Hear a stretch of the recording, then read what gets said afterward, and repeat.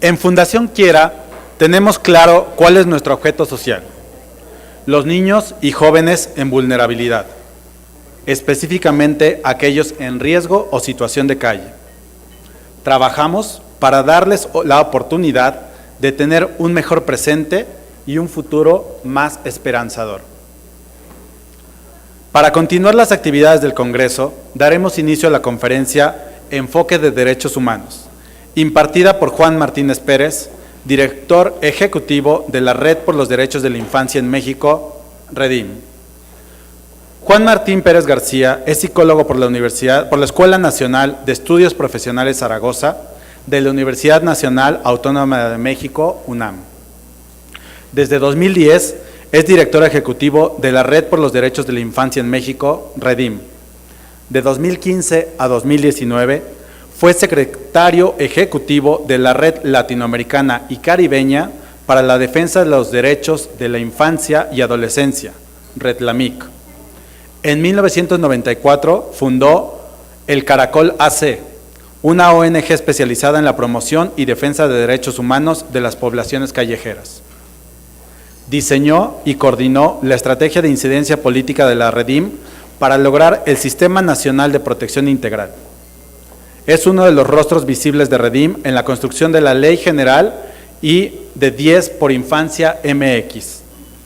Es uno de los 8 integrantes representantes de la sociedad civil en el Sistema Nacional de Protección Integral de Niños, Niñas y Adolescentes, CIPINA. Cuenta con una extensa experiencia en la defensa de los derechos humanos, especialmente derechos de la infancia y las poblaciones callejeras. Ha sido formador y conferencista internacional sobre derechos humanos en distintos espacios. También ha publicado diversos libros, revistas y en periódicos de México, Perú, España y Francia. Ha participado como integrante de varios órganos consultivos de la administración pública a nivel federal y estatal, del Consejo Nacional Ciudadano del Sistema Nacional de Búsqueda de Personas durante el 2018 a 2021 e integrante de la Asamblea Consultiva COPRED del DF, ahora Ciudad de México, 2012-2018, así como la Asamblea Consultiva y Junta de Gobierno del Consejo Nacional para prevenir la discriminación, CONAPRED, en el periodo de 2010 a 2016 y del Consejo Consultivo de UNICEF México de 2012 a 2017, entre otros. Demos por favor la bienvenida a Juan Martín Pérez García.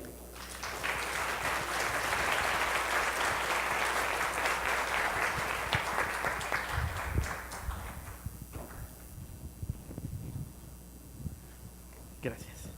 Hola, ¿me escuchan bien, verdad? Buenas tardes a todas y a todos. Bueno, quiero agradecer muchísimo a Fundación Quiera, a Carmen, a su equipo que nos invitaron a conversar con ustedes esta tarde en torno a los derechos humanos y bueno, vamos a hablar un poco más a partir de esto de otros temas. Me gustaría un poco para no repetir cosas que ya saben, porque entiendo que la mayoría de ustedes habrán tenido pues algún tipo de lectura o formación sobre derechos humanos, entonces no pretendo digamos, repetir lo que ya saben, sino más bien provocar o detonar algunas reflexiones que tienen que ver no solo con nuestra práctica como organizaciones de la sociedad civil, sino particularmente con la vida de niños, niñas y adolescentes. El título de la presentación, y aquí ofrezco una disculpa, es que no siempre me guío por la presentación, de tal suerte que tienen doble información, la que está en la pantalla y la que yo les puedo ir contando, ¿no? Entonces, no es falta de sincronización, es más bien querer compartirles otra información complementaria. Pero colocamos ahí dos elementos centrales. Uno tiene que ver con la gobernabilidad democrática y el enfoque de derechos de niñas, niños y adolescentes. Y ahora vamos un poco a hacer algunas precisiones. Bueno, está mi nombre por ahí. Al inicio me bautizaron, pero después corrigieron. Y bueno, las redes sociales. Como saben, bueno, se está transmitiendo esto también a través del canal derechosinfancia.tv. Les invitamos a que se puedan suscribir. Estamos transmitiendo muchas actividades de México y América Latina y bueno, valdría la pena que quien quiera dar una visitada por este portal que tiene de alguna forma indexados muchísimos, digamos, cursos, conferencias y demás que están vinculadas con la Agenda de Derechos de Niños y Niñas, la puedan mirar. Como recomendación puntual, les invito a que dentro de este canal, derechosinfancia.tv, puedan mirar, aunque no son recientes, las conferencias del Congreso Mundial de Derechos de Niños, Niñas y Adolescentes que organizamos en 2014, en noviembre de 2014, y particularmente aquella que fue el balance que hicieron los integrantes del Comité de Derechos del Niño de Naciones Unidas sobre 25 años de la Convención. Estamos ya próximos, en noviembre próximo, para cumplir 30 años de este instrumento internacional, y es interesante pues revisar las reflexiones que tenemos. Y empiezo con la primera mala noticia, y es que pese a que tenemos 30 años de este instrumento y en nuestro país algunos años con avances normativos, la condición de vida de niños, niñas y adolescentes no ha cambiado de manera radical.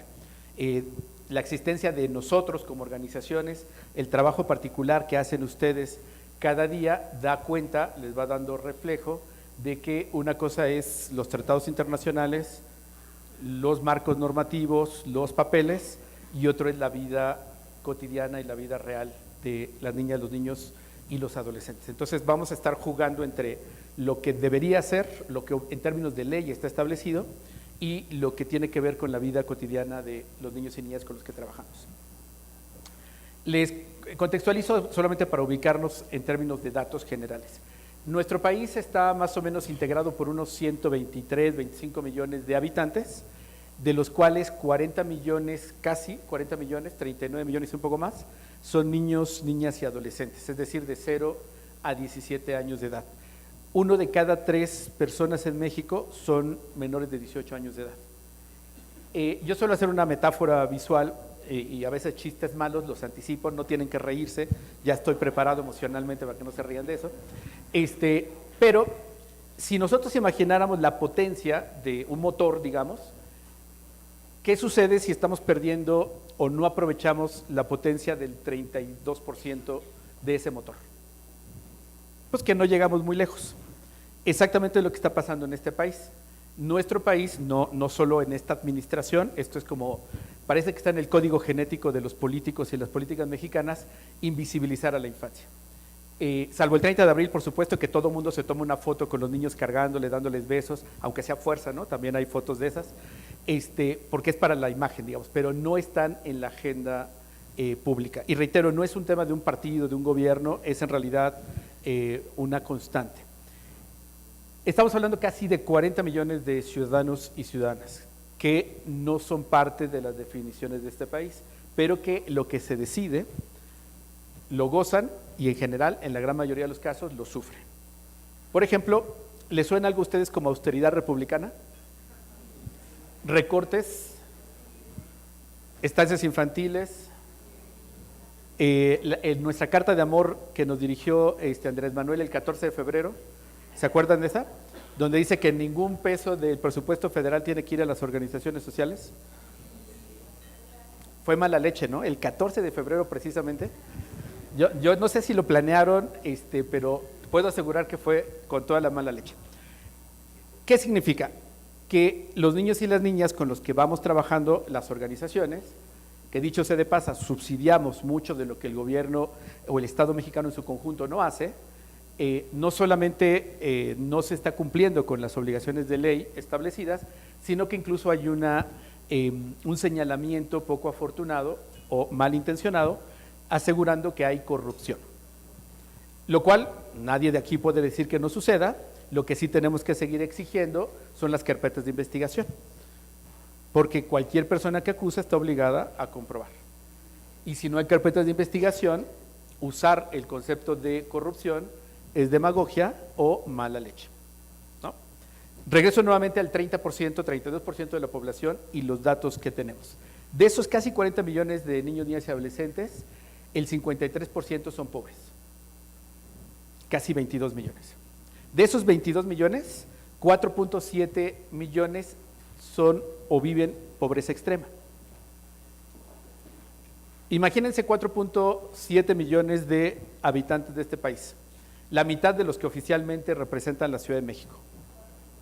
4.7 millones. De acuerdo a datos de Coneval y UNICEF, al menos una vez al día tienen dificultades para comer. Les puedo asegurar que la mayoría de ustedes trabajan con estos niños y niñas que representan el 4.7%. Pero la más mala noticia buena para ellos, que están ustedes y trabajan con ellos y ellas, es que la gran mayoría de esos 4.7 millones no tienen con quién acompañarse. Y los encontramos en la vía pública, en la agroindustria, en la industria de la construcción, en los servicios, y además criminalizados y perseguidos, ellos y sus familias, porque entonces son padres y madres irresponsables que los ponen a trabajar y no los dejan jugar, y entonces hay que quitárselos y los mandamos al DIF a que los cuide el padre Pedro Gutiérrez o mamá Rosa o cualquier otra persona que ya sabemos han sido señaladas por malos tratos y abusos. Y esto que le estoy contando no es caricatura, no es exageración, es la realidad que estamos viviendo todos los días. Y la pregunta, ¿qué tiene que ver eso con los derechos humanos y con la gobernabilidad? Pues tiene que ver todo. Seguramente ustedes saben, quizás recordarán que en 2011 tuvimos un cambio muy importante en nuestro país, que fue la reforma constitucional. Y el primero constitucional cambió y ahora establece como base de la Constitución mexicana los derechos humanos. Y tiene varias buenas noticias. Una de ellas es que todos los tratados internacionales que México ha firmado en materia de derechos humanos tienen el mismo rango que la Constitución.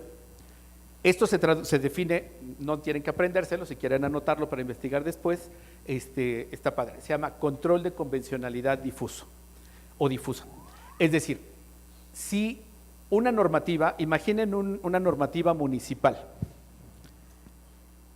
está en contra de la Constitución, y si no está en la Constitución, está en contra de lo que dicen los tratados internacionales, podemos y debemos impugnarlo. Porque hay otro elemento importante en el primero constitucional, que es el principio pro persona. Es decir, que vamos a elegir la máxima protección a la persona, y esa máxima protección puede estar en el estándar internacional, en la Constitución, y no necesariamente en lo municipal. Esto es súper importante que ustedes lo tengan presente porque, aunque no es mágico, deben de saber que aunque esto representó una revolución jurídica, nuestro país apenas empieza a tener pequeños descubrimientos de que, sí, cierto, esto lo tenemos en la Constitución. Y las organizaciones todavía más lejos, todavía no nos enteramos que hubo la reforma constitucional, que es algo que se conoce como litigio estratégico. Les animo a que empiecen a buscar información. Nota quien se enteró antier, la pregunta, ¿escucharon que antier se emitió una jurisprudencia por el Poder Judicial en torno a las estancias infantiles? Precisamente es control de convencionalidad difuso. 2018 tenemos el presupuesto de egresos de la Federación y se tenía etiquetado ya un recorte gravísimo de 4,000 a 2,000 millones de pesos para financiar el programa de apoyo a madres trabajadoras. Y lo cortan, la mitad, o sea, que es mucho dinero. Imagínense 4,000 a 2,000 millones ya es muchísimo dinero. Y entonces, como la carta de amor del 14 de febrero dice que no tiene que darse dinero a nadie que no sea directamente el gobierno, prestos y presurosas en bienestar social, bajan las líneas de operación que ya estaban en COFEMER públicas, de las líneas de operación de este programa para 2019, y suben otra cosa que no tiene que ver, y se llama ahora Programa de Apoyo a Hijos de Madres Trabajadoras. Esto que aparentemente es como, ¿cuál es el problema? Tiene muchos. Se viola la ley del presupuesto de egresos de la Federación, que es ley. Se viola las normativas de COFEMER al bajar unas líneas de operación que ya estaban ahí en observación y con comentarios, y se sube otras líneas de otro programa que no existe. Aunque en el ámbito de ley, no es lo mismo decir programa de apoyo a madres trabajadoras que programa de apoyo a hijos de madres trabajadoras. Eso es violar la ley. Bueno, además de todas las afectaciones a 9,000 estancias infantiles que atienden a más de 300,000 niños y niñas de 0 a 4 años, sobra decir, los más pobres de este país. Y entonces los distintos amparos que se metieron en litigio estratégico, 7 tipos de amparo que más o menos alcanzaron a 3,000 estancias infantiles, fueron teniendo fallos favorables de suspensión porque se violaban derechos. Y esto logra, es decir, cuando varios jueces, más de 5 jueces, coinciden en el argumento, se crea jurisprudencia. Aquí nuestro colega Pepe Vallejo nos puede dar una clase de constitucional. Eso es muy buena noticia porque significa que el Poder Judicial no solamente está haciendo su tarea, sino que está cumpliendo con la ley. También buena noticia, el mismo día, si no me equivoco, o fue ayer, ya me perdí porque no sé en qué día vivo, la Comisión Nacional de Derechos Humanos emitió la recomendación señalando o ratificando lo que ya habíamos dicho múltiples ocasiones. Todo esto que les estoy contando tiene que ver con los derechos humanos de niños, niñas y adolescentes, con gobernabilidad y derechos humanos. Ahora vamos a entrar un poco al detalle.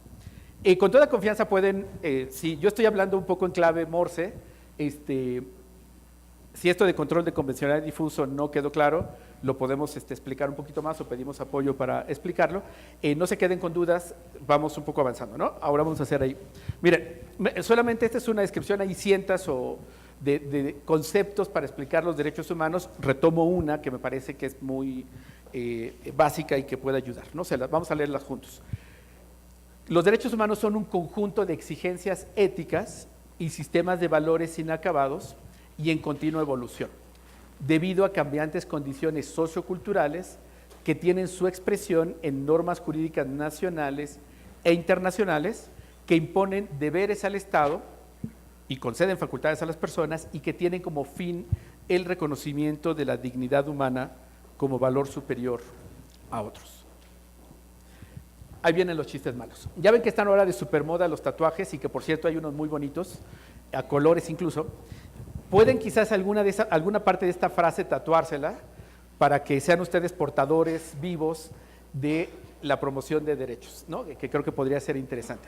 Pero vamos a regresar ahora a ella para volver a leerla, pero me gustaría reducirla, y ofrezco disculpas aquí, empezando por Pepe Vallejo y otros, que han estudiado muchos años estos temas, en que yo lo reduzco a una caricatura o a un triángulo de 3, ¿no?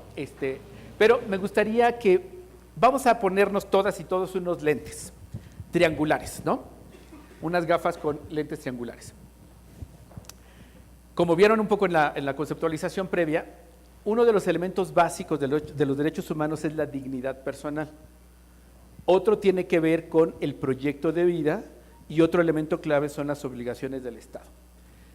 Cuando hablo de enfoque de derechos humanos, me estoy refiriendo a cómo miramos, por eso les pido que lo piensen como unas gafas para ver, ¿no? Pensemos en por ejemplo, el derecho de niños y niñas a la protección con las estancias infantiles. ¿En qué afecta la dignidad personal de un niño pequeño o una niña de 0 a 4 años? ¿Y en qué le va a afectar su proyecto de vida? ¿Y qué obligaciones del Estado se están incumpliendo con el recorte presupuestal? Vamos a decir algunas cosas. ¿Qué es mejor que un niño pequeño de 0 a 4 años en una comunidad pobre o indígena esté en su casa, a lo mejor cuidado por sus abuelos o abuelas, viendo la televisión o pues ahí jugando, o que esté en un espacio donde va a tener estimulación temprana, donde va a interactuar con otros niños y niñas, donde va a aprender a regularse emocionalmente, donde además va a tener una dieta balanceada, lo que se pueda, por supuesto, con 950 pesos mensuales para 30 días, ¿no? Ya notan ahí ya el problema. O sea, no hay comparativo en términos del trato que pueda recibir este niño o esta niña en su casa al que pueda recibir en una estancia infantil, por más precaria que ésta sea. ¿Y eso qué tiene que ver con su proyecto de vida? Que su abuelito o su abuelita lo quieren muchísimo, pero no saben de estimulación temprana. Y también se desesperan y como nacieron en el siglo pasado, tienen incorporado que educarles implica pegarles, por ejemplo. Que en una estancia infantil no se puede. No quiere decir que no haya sucedido, pero no se puede porque es ilegal, ¿vale? Entonces, ¿qué va a suceder? Que los niños que sí puedan pagar una estancia infantil van a tener estimulación temprana, una alimentación más o menos balanceada y sobre todo estimulación en su interacción con otros niños y niñas, los juegos y todo lo que van aprendiendo. Cuando esos niños lleguen al mismo nivel para competir, ¿quién va a ganar? Los que tuvieron estimulación temprana, estuvieron en una estancia y desarrollaron otras habilidades sociales. ¿Notan aquí la paradoja? O sea, lo que estamos haciendo en los hechos es volver a profundizar la exclusión en los más pobres. Y las obligaciones del Estado fallan gravemente, porque la obligación del Estado es la protección o la garantía de derechos de niños, niñas y adolescentes, y la garantía del derecho a una educación inicial, a una educación apropiada, pero además supervisada. La educación que pueden dar los abuelos, las abuelas, es maravillosa, es una educación incluso emocional, no siempre positiva, hay mucha educación tóxica, pero no está supervisada. ¿Notan ahí la falla en las obligaciones del Estado? Estamos hablando de enfoque de derechos y estamos hablando de obligaciones del Estado. Si tuvieran tiempo, valdría la pena que miren la recomendación de la Comisión Nacional de Derechos Humanos, porque les puede ayudar mucho a entender todo digamos, como no solamente el marco jurídico y demás, sino lo que estamos tratando de sustentar y fundamentar. Paréntesis acá. No sepan que la Secretaría de Bienestar está en desacato, porque los amparos ya hace un rato que se han estado sacando y ganando y no han pagado. Con esto que se acaba de ratificar, si no se cumplimenta, pueden ir a la cárcel o bajo arresto algunos funcionarios y funcionarias. Vamos a ver, porque aquí estamos hablando ya de gobernabilidad democrática. ¿Qué significa de manera rápida la gobernabilidad? Cumplir con la ley y con las responsabilidades que la ley te asigna. Y todos los que estamos aquí presentes estamos obligados a cumplir la ley. Pero quienes se contrataron para ser funcionarios y funcionarias públicas están más obligados y obligadas todavía que nosotros. ¿Y qué pasa cuando no se respeta la ley? Se fragiliza el Estado de Derecho. Y cuando no tenemos un Estado fuerte, ¿han oído ese principio de la física? Que todo espacio vacío se ocupa.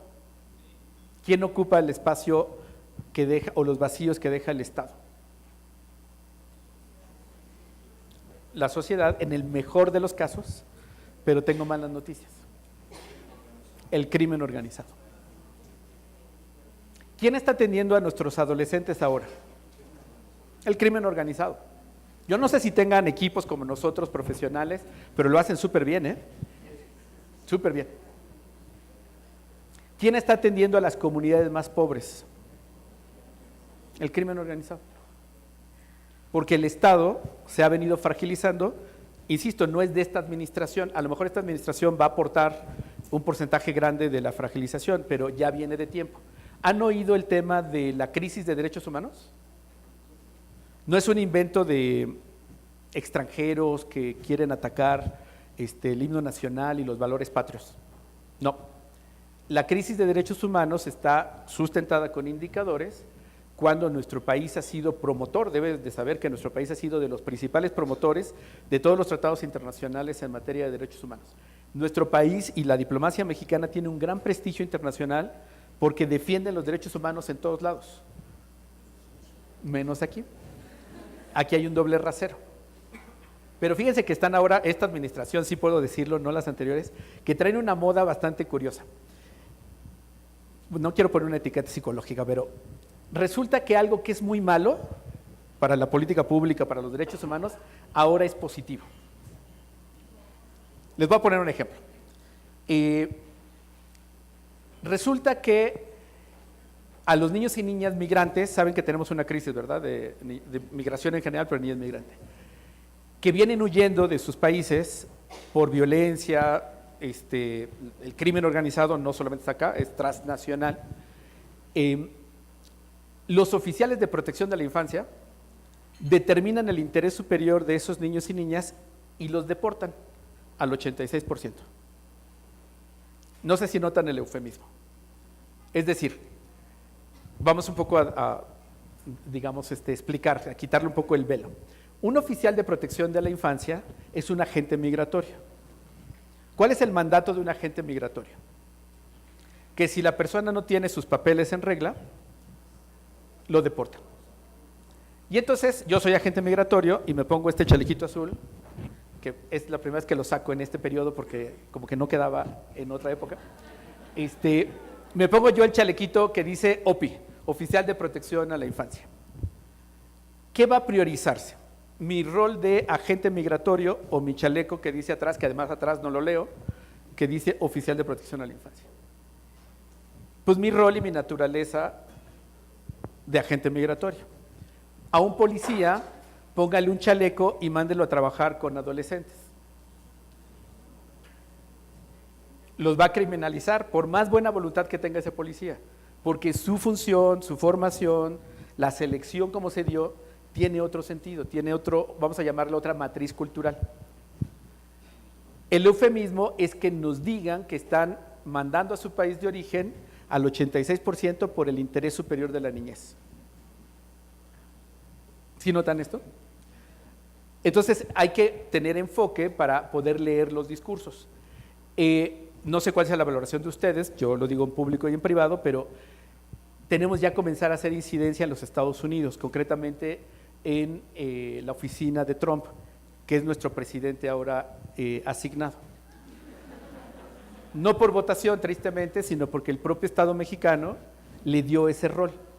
¿Dónde se está definiendo la política migratoria de este país? Estados Unidos.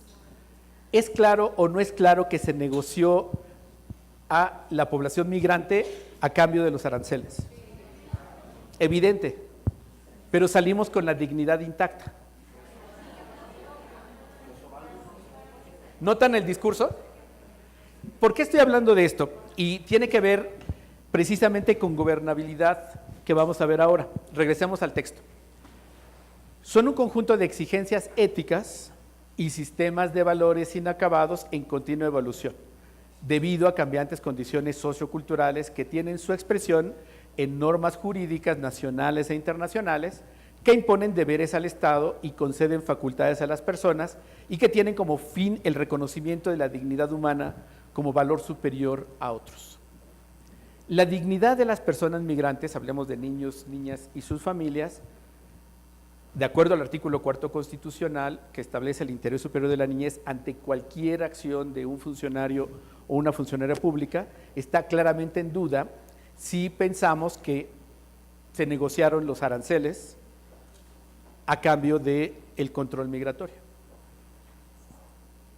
Estamos hablando de claras y evidentes violaciones a derechos humanos. Más allá de los eufemismos y del uso discursivo, porque tristemente no estamos teniendo comunicación oficial o comunicación pública, sino propaganda. La propaganda no tiene sustento legal, tiene sustentos emocionales. Cuando se nos dice salimos con la dignidad intacta, es un tema emocional que toca nuestras fibras nacionalistas, pero eso no tiene que ver con la realidad. La realidad concreta es cuál es el acuerdo que firmaron o cuáles son los compromisos que hicieron, que Trump nos está avisando que vienen unos que no sabemos, y además incluso habrán visto por ahí en los Twitter de nuestro presidente, que vamos a comprarle ahora más cosas agrícolas a los Estados Unidos. Y eso no se nos ha informado. Entonces, voy al ámbito de, gobernabilidad democrática, que tiene que ver con esto. Es decir, esta gobernabilidad comprende los mecanismos, procesos e instituciones que determinan cómo se ejerce el poder, cómo se toman las decisiones sobre temas de inquietud pública y cómo los ciudadanos articulan sus intereses, ejercitan sus derechos humanos, cumplen sus obligaciones y median sus diferencias. Estamos hablando de estancias infantiles, niñez migrante, agreguen a la población de niños, niñas y adolescentes que ustedes quieran, con discapacidad, que viven en calle, que trabajan, que son pobres. Y volvemos entonces a este tema de dignidad personal, proyectos de vida y obligaciones del Estado. Entonces aquí quiero anticiparles como una pequeña vacuna, porque luego en esto que somos, muchos de los que estamos en sociedad civil, traemos una fuerte inspiración religiosa, y eso nos hace a veces suponernos un poco como superhéroes, como Jesucristo reencarnados o cualquier otra deidad de ese tipo, y hay que tener límites a nuestra actuación. Voy a ponerles aquí brevemente esto. Esto conceptualmente es súper importante, les vuelvo a invitar para los tatuajes, esto podría verse muy bonito en su piel. Quien tiene las obligaciones de garantizar derechos es el Estado mexicano. Quien tiene responsabilidad es la familia, la comunidad y las organizaciones. Quien es titular de derechos son los niños, niñas y adolescentes. Es decir, vamos un poco quitando mitos y falsos temas que están en nuestra sociedad y nuestro discurso. Los niños y las niñas no tienen obligaciones, ¿vale? Porque quien tiene obligaciones es el Estado. Los papás, las mamás, nosotros como organizaciones, no tenemos derechos sobre los niños y sobre las niñas. Súper importante que esto lo cuidemos. Tenemos responsabilidad de llevarlos a la escuela. El Estado tiene la obligación de garantizar el derecho a la educación y los niños y niñas son titulares de derechos. Y salta la pregunta, entonces, ¿no tienen obligaciones? No, no tienen obligaciones. Y entonces, ¿cómo los controlamos? Bueno, hay que cambiar los conceptos, no los controlemos. Vamos a educarlos. ¿Y cuál es la mejor forma de educar a los niños y a las niñas? Haciéndoles responsables de sus derechos. Y sobre todo, haciéndoles partícipes. Vamos a leer esto de ciudadanía participativa. Ciudadanos o ciudadanas son las personas que como sujetos racionales, informados y activos se encuentran en plena posesión de sus derechos humanos y tienen correspondientemente plenas responsabilidades acerca de sus derechos. Por lo tanto, ejercer la ciudadanía implica atribuciones y responsabilidades y supone un aprendizaje que se da en los marcos institucionales concretos. Vamos a regresar ahorita a ello, pero es importante que ustedes puedan como entender lo que decía un colega dominicano, el corazón de la frase, ¿no? Lo que late de esta frase. Cuando estamos hablando nuevamente en esto me voy a regresar, ahora vamos a esta parte, aquí, de obligaciones del Estado, piensen, imagínense aquí a un niño o una niña migrante, hondureña, que está recorriendo nuestro territorio nacional con su familia o solos, que no viene acompañado, como ustedes prefieran. Tenemos entonces que su Estado, el Estado hondureño, no cumplió con sus obligaciones como tal. Nota al pie. El 40% de los niños y niñas en Honduras no van a la escuela. No porque sus papás o mamás sean irresponsables, sino que no hay escuelas. No hay infraestructura. 40%. Hace rato hablábamos que ¿quién está atendiendo a los adolescentes en este país y en Centroamérica? El crimen organizado. Y no los atiende de manera bonita, quiero precisar, o sea, no es que les dé apapachos y demás, sino les ofrece las pandillas o las maras y una vida de riesgo y vinculada a prácticas delictivas. El tema es que no tiene muchas opciones. Esta adolescente migrante que viene huyendo, uno de los mareros o pandilleros de esta zona la quería como novia y la familia tuvo que decidir enviarla con todos los riesgos que saben, porque por supuesto que nadie es ingenuo en Honduras en términos de que no les va a pasar nada en el camino, y entonces saturan a la niña de anticonceptivos porque ya saben que la van a violar o que va a tener que pagar con cuerpo a los agentes migratorios para poder pasar, no solo de México, también los de Guatemala y El Salvador. ¿Y la familia es mala? No. Está haciendo lo mejor que puede ante la ausencia del Estado. El proyecto de vida de esta niña, de esta adolescente, está trastocado profundamente. Y para empezar, no sabemos si llegue a cruzar los Estados Unidos o sea víctima de trata con fines de explotación sexual. Y no les quiero poner a llorar, o sea, les estoy contando lo que ocurre todos los días, y cuando hablamos de crisis de derechos humanos es precisamente que los estados no están cumpliendo con sus obligaciones. ¿Y por qué exigimos y debemos de exigir que cumplan con sus obligaciones? Porque para eso se postularon. Las letras chiquitas decían que al asumir la responsabilidad tenían obligaciones de Estado. No es solamente ser candidatos o candidatas y que les aplaudan y estar mirando las encuestas de popularidad, no. Tienen que leer la Constitución, en el caso mexicano, y las leyes en la materia. ¿Por qué regresamos a esta gobernabilidad? Y voy ahora a la participación, porque significa que se tiene que definir cómo se ejerce el poder. Y en nuestro país no tenemos que inventar cómo se ejerce el poder, ya está establecido en las leyes. Las leyes establecen que tenemos un gobierno federal, somos una república federal, tenemos gobiernos estatales y municipales. Y todo eso tendría que funcionar como una especie de red articulada para garantizar los derechos en el papel. En la vida real No sucede así. En la vida real, dependiendo del color del partido político, el gobierno federal no se habla o se pelea con los gobiernos estatales, y los estatales con el federal y con el municipal. Y entonces esto se traduce en la asignación presupuestal. ¿Han escuchado ese concepto? Y resulta que los que son de un partido político distinto tienen menos presupuesto que los que son del mismo color del partido. ¿Y eso quién lo paga? Las y los ciudadanos, particularmente los niños, las niñas y los adolescentes. Regresamos a las estancias infantiles. Un recorte brutal de 4,000 a 2,000 millones de pesos. Pero hace más o menos 3 semanas se hizo público que las estancias del Partido del Trabajo recibirían 800 millones de pesos.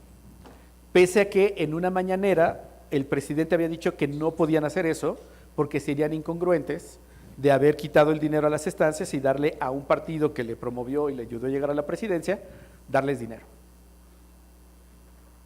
Estamos hablando de gobernabilidad, de obligaciones de ley y de que no se puede hacer un gobierno discrecional. No es lo que se me ocurra, no es lo que yo quiera, no es lo que se me antoje, sino lo que tiene que ver con las leyes. Y por eso insisto en lo que les contaba de las estancias infantiles, la jurisprudencia, los amparos y demás. Si se dan cuenta, lo que estamos tratando de hacer es defender el Estado de Derecho. Cuando hablamos de derechos humanos, tenemos obligadamente que hablar del Estado de Derecho. Porque la gran pregunta es, ¿quién nos defiende si no hay Estado de Derecho? No va a ser el crimen organizado, se los puedo asegurar. Y lo digo con todo respeto, pero tampoco van a ser nuestras oraciones o plegarias. Por eso es que a todas y a todos nos conviene cuidar los derechos humanos, promover los derechos humanos, hablar de gobernabilidad democrática, porque todas y todos los que estamos aquí tenemos derechos como ciudadanos. Derecho a participar, derecho a que nuestra opinión sea tomada en cuenta y a que no seamos burlados, no solo con eufemismos, sino en términos del incumplimiento de la ley, y particularmente con niños, niñas y adolescentes. Vamos a este tema de ciudadanía y volvemos a insistir.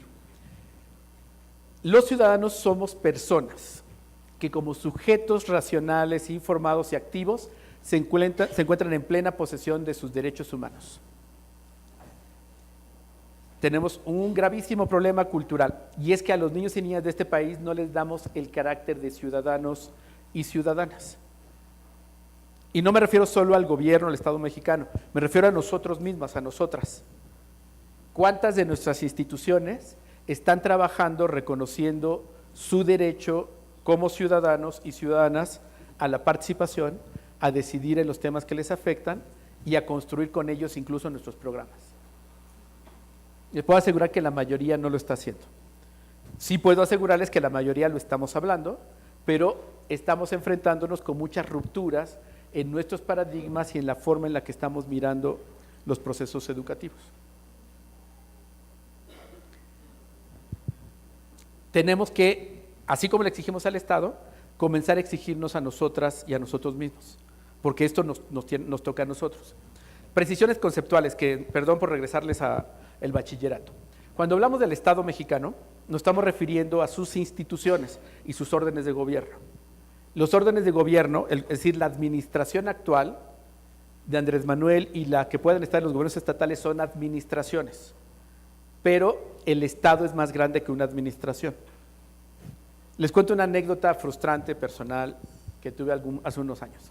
Estaba en Bruselas, Bélgica, viendo muy bonita la plaza, se las recomiendo, parece de maqueta, la Plaza Mayor. Y salió el comentario con un colega de Bélgica que llevaba más o menos como 8 meses sin gobierno. Entonces yo dije, a ver, espérame, ¿cómo que lleva 8 meses sin gobierno? Sí, porque por las elecciones y las cuotas, digamos, parlamentarias no lograban conformar el gobierno. 8 meses. Se tardaron 2 años sin gobierno. Y todo funcionaba. Turista mexicano que no estaba enterado de la historia, no noté absolutamente nada, o sea, que faltara algo, todo en orden, el transporte, la basura, los servicios, el aeropuerto, todo en orden. ¿Por qué puede un país funcionar 2 años sin gobierno? Porque tiene Estado de Derecho. Y aquí es algo súper importante que tenemos que conceptualizar, aclararnos. Los gobiernos, el gobierno de Andrés Manuel, el gobierno de Calderón, el de Peña Nieto, son gobiernos, son administraciones, no son el Estado. El Estado es más grande, los gobiernos estatales, los gobiernos municipales y las y los ciudadanos. Por eso es que tenemos que hablar de gobernabilidad democrática, pero tenemos que creérnoslo a nosotros, porque si nosotros mismos no reconocemos que tenemos derechos y que los niños y niñas con los que trabajamos tienen derechos, pues va a ser un poco difícil que podamos exigir desde una lógica de gobernabilidad democrática. ¿Por qué nos cuesta tanto trabajo la participación? Porque no hemos sido educados en procesos de participación de niños. Creo que el 90 o 95% de los que estamos aquí presentes nacimos el siglo pasado, ¿verdad? Alguna quinceañera por aquí, pero creo que la gran mayoría nacimos el siglo pasado. Vale. En el siglo pasado, los elementos culturales con los que nos formamos implicaban lo que nosotros llamamos coloquialmente, tanto académicamente, pero coloquialmente como el adultocentrismo. La voz de los adultos vale más que la de los niños y las niñas. Con eso nos educamos. Nos educamos con que es posible, entendible y comprensible la nalgada cariñosa. ¿Han oído eso? Que no hay ninguna nalgada cariñosa, eso es violencia. Y no se puede, hace daño, ¿no? También crecimos con la idea de que todo es responsabilidad de nuestras familias y que el éxito o el fracaso de un niño, una niña, un adolescente es de la familia y el Estado está ausente. Lo hemos normalizado y eso está bastante mal, porque en realidad la ausencia del Estado no es nueva, lleva mucho tiempo que ha desaparecido en los temas que nosotros abordamos. La explosión de organizaciones de sociedad civil en la agenda de infancia se da a finales de los 80, principios de los 90. Vean sus fechas de fundación. Precisamente cuando el Estado mexicano empezó a cerrar los programas para niños, niñas y adolescentes. Y todavía eufemísticamente me acuerdo a Óscar Espinosa Villarreal, que nos dijo con mucha emoción que como ellos atendían muy mal a los chicos callejeros, mejor los atienden ustedes que sociedad civil, y nosotros le entramos por unas fantásticas becas de 1,000 pesos y algunos de 1,800, según tuvieron su capacidad de negociación. Y no la creímos. Estaba deslizando la obligación del Estado a sociedad civil. Sí se dan cuenta que estamos hablando de derechos humanos, de enfoque, tal, y regreso a los niños y niñas. Me voy a ir tantitito acá, ahora regresamos. Acá, a ver, déjenme ver si esto camina. Ya les hablé un poco de ello, pero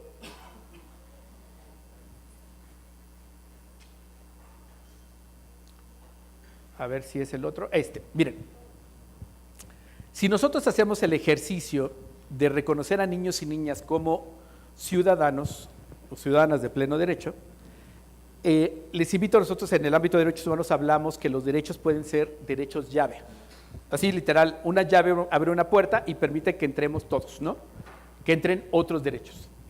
Si nosotros trabajamos conceptualmente acá en nuestra cabeza y metodológicamente en la acción, reconociendo a niños y niñas como ciudadanos, como parte del Estado, y particularmente que tienen derecho a participar, estaríamos aportando muchísimo a la garantía de derechos, pero con otros derechos asociados.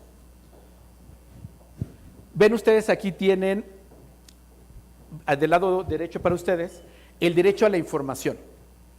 Es decir, para poder participar, tenemos que, en este caso niños, niñas y adolescentes, tienen que estar informados.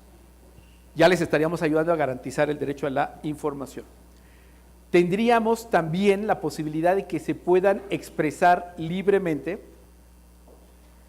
respecto a su conciencia, religión o demás, ¿no? También en el artículo 15 de la Convención sobre los Derechos del Niño, el derecho a organizarse o asociarse. Perdón, lo mencioné antes, lo crucé al revés. El derecho a la libertad de expresión y antes el 14 tiene que ver con la conciencia o la definición personal de cómo configuran y entienden el mundo. Y obviamente el artículo 12 de la participación o que su voz sea tomada en cuenta. Piénsenlo en ustedes, en sus organizaciones, y les animo a que se lo imaginen mentalmente para que empiecen a imaginar cómo pueden comenzar a involucrar a niños y niñas, al reconocerlos como ciudadanos y ciudadanas, en los programas que ustedes realizan. Por ejemplo, no es solo preguntarles si quieren comer pizza o hamburguesa, sino si los temas que estamos trabajando son los que realmente les interesan. Prepárense porque les va a dar un poco dolor de cabeza, dolor de corazón y dolor de ego. Porque resulta que no necesariamente lo que nosotros nos imaginamos es lo que les interesa.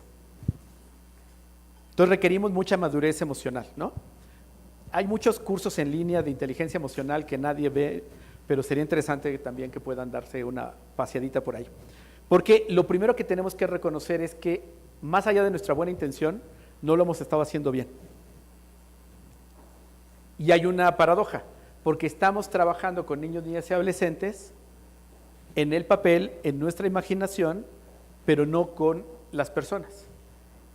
Y aquí viene la peor mala noticia, que estamos trabajando con estigmas y no con las personas. Lo digo con todo respeto y de verdad no me vayan a aventar aquí vasos y demás, pero solemos presentar nuestro trabajo de organizaciones como exitoso, anteponiendo el estigma y no a la persona. Les pongo el ejemplo. Hace 25 años, después de otros tantos de trabajar en calle, me tocó fundar el Caracol con otros colegas, chicos callejeros, ¿no? Y a distancia, con un enfoque distinto, recuerdo que los primeros años, nuestros documentos y demás, colocaban siempre el tema de pobrecitos, cuánto sufren, miren, están en la calle, tal, y así también eran los programas, enfocados a la problemática, no a la persona. Con el paso del tiempo uno lo va entendiendo, se va dando golpes con la realidad, y cuando trabajas con la persona, sin importar la etiqueta que le hayamos puesto, la cosa cambia completamente. Dicho de otra manera, nosotros somos los primeros que tenemos que empezar a quitar las etiquetas para lograr cambios desde una lógica de ciudadanía. Y aquí la primera recomendación, trabajen con ciudadanos y ciudadanas, que como todas y todos los que tenemos aquí o estamos presentes, tenemos etiquetas. No alcen la mano, pero varios de aquí pueden haber estado divorciados o divorciadas, ¿no? Varios de aquí pueden haber tenido problemas con el buró de crédito. Varios y varias de aquí tendrán personas que no los quieren. Espero que no sea su mamá o su pareja, porque ahí sí ya estamos en momentos críticos. No nos sirve en lo absoluto empezar presentándome, resulta que no me quiere mi mamá o no me quiere fulanito de tal. A ustedes les es intrascendente. Es mejor hablar de quién soy, qué hago, qué me gustaría y trabajemos sobre eso, platiquemos sobre eso. Lo mismo pasa con los niños, niñas y adolescentes con los que trabajamos. Y les animo a que comiencen a tratar ustedes de quitarse la etiqueta y empezar a trabajar y hablar con ciudadanos que tienen no solamente el derecho, sino nosotros la responsabilidad de garantizar esos derechos a la participación, a la información y demás. Me voy a regresar un poco acá, después vamos a otros temas que quiero contarles. Miren, tenemos ahora una crisis de derechos humanos, porque cuando hablamos de violaciones a derechos es que no se están cumpliendo, o sea, los responsables, los obligados, en este caso el Estado, los responsables, no estamos haciendo lo que cada uno nos toca para los titulares de derechos, ¿no? Recuerdan que lo habíamos colocado acá, ¿vale? Esto se traduce en injusticia.